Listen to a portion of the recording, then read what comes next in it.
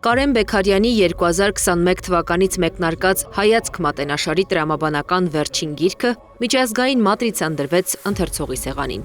Գիրքն ուղղված է Հայաստանի արտաքին քաղաքականությամբ հետաքրքրվածներին, մասնավորապես քաղաքագետներին, վերլուծաբաններին ու պետական աշխատողներին, թվարկում է Բեքարյանը։ Հայաստանի Հանրապետությունում նորմալ իշխանության պարագայում ինչ քայլերի գործողությունների ռազմավարություն եւ մարտավարություն պետք է ընդունվի, ինչ հերթականությամբ շատ կոնկրետացրած։ Հիմա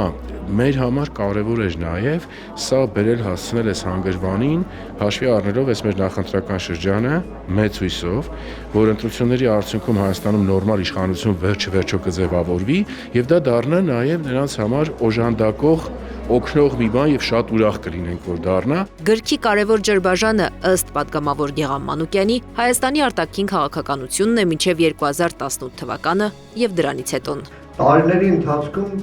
պատվիրակությունները ընդգրկված են եղել իշխանություն, ընդդիմություն, որոնք իրար փոր են թափել պայմանական ասեմ Հայաստանի ազգային ժողովում, բայց ընդհանրապես գլոբալ անկյունակարային հարցերում արտաքին ճակատում գրեթե ամբողջությամբ միասնական վիճակով են հանդես եկել։ 20 թվականից հետո իրականում արտաքին ճակատի վրա ասեմ, ամենամեծ ավերներից մեկը, գիտեք, դա ամենամեծ ահավորությունն է, որ 5 հայով նստած է, ունակ ԵԱՀԿ խորհրդարանական վեաժողով։ Գալստյան Լիլիթը պայմանական խոսում է Արցախայցյան վերադարձի իրավունքի մասին, այն 4-ը ասում են, էսի մեր հետ կապ չունի։ Խորհրդարանական դիվանագիտության մասին խոսելով Արմեն Աշոտյանն ասաց, որ նախկինում ընդդիմությանը միացնող բացառիկ ձևաչափ էր։ Չեմ հիշի գեծ մեկ ընդդիմադիրի ում հետ մենք որպես իշխանություն ժամանակին միասին կռիվ չենք տվել խորհրդարանական ցանկացած ձևաչափերում, կիսելով իրականում միևնույն օրակարգը։ Ավելին ասեմ, խոստովանեմ սա, նաև նման այցերից կամ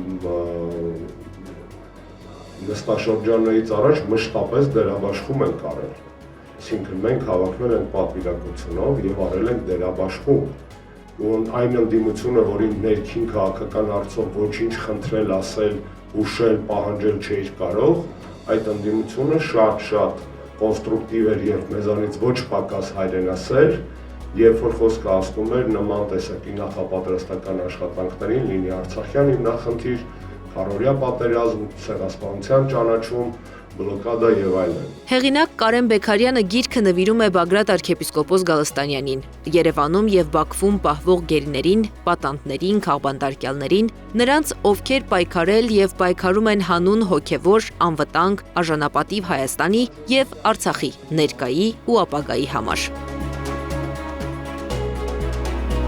Քաղաքագետ Աբրահամ Գասպարյանի խոսքով նախընտրական այս շրջանում գիրքը կարող է ուղղորդող եւ կարեւոր նշանակություն ունենալ ընդդիմադիր ուժերի համար, որպեսզի իրականությունը կարողանան պարզ ու հասկանալի փաստերով ներկայացնել հասարակությանը։ Այդտեղ բարձրացված խնդիրները եւ առաջարկվող լուծումները կարող են ընդդիմադիր ուժերի համար լինել եւ գաղափարական եւ նարատիվային որոշ ուղղորդող կամ օժանդակող նյութեր, որոնք կարող են օգտագործվել փաստերով խոսելու եւ ներկայացնելու այն ամենը, այն ավերը, ինչ տեղի ունեցել Հայաստանի արտաքին քաղաքականության մեջ վերջին մի քանի տարվա ընթացքում։ Միջազգային մատրիցա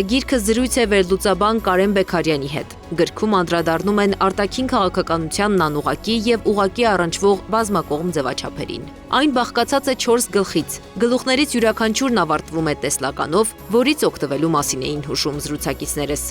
Անիա Բաղյան, Սվետլանա Պետրոսյան, Տարոն Ղանդիլյան, Գեղամ Ղազարյան, ABC Media